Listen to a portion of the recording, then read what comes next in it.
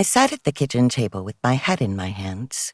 Tears streamed down my face as my husband and I were hit with the reality of how far out of control our finances were. We had just found out we were unexpectedly pregnant a few weeks after getting married. After completing some simple math, we realized we would not be able to afford monthly daycare payments. My husband and I totaled up exactly how much debt we had. $108,029, not including our mortgage. Our minimum monthly payments totaled over $1,400 each month. I did a double take. Surely we had made a mistake when adding all of our debt into the calculator. For 2 teachers, this might as well have been a fortune. What were we going to do? How would we pay for childcare? Don't kids eat a lot? How would we afford groceries? And, oh my goodness, don't hospitals cost a fortune? Anxiety and fear clouded my mind. I couldn't think straight.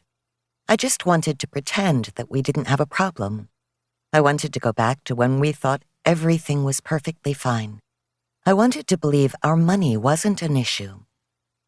That day at the kitchen table in our small apartment sat 2 20-something adults who had no clue how to pull themselves out of the mess they had created. I felt like we were standing at the bottom of a mountain and had no idea how to climb to the top. We didn't have a path to take, a map to follow, or the tools to get there. That moment was our breaking point, our rock bottom. To be honest, my spending habits were downright embarrassing and completely unhealthy. My husband, the saver in our marriage, let me spend money because he thought it would bring me joy. Happy wife, happy life, they say. Unfortunately, my temporary happiness from buying stuff I could not actually afford was setting us up for a world of pain and debt. And our previous choices about taking out massive amounts of student loans left these 2 school teachers feeling completely hopeless. Teachers are underpaid, overworked, and usually have to supplement their income in some way. I almost resigned myself to the idea that I'd always be waiting on my next paycheck and never be able to go on a nice vacation or live in abundance.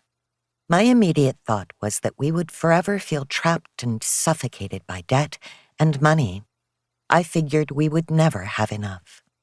Enough money, enough freedom, enough peace of mind. But then a little voice in the back of my head whispered something. It said, what if it doesn't have to be this way? What if 2 teachers can defy the odds?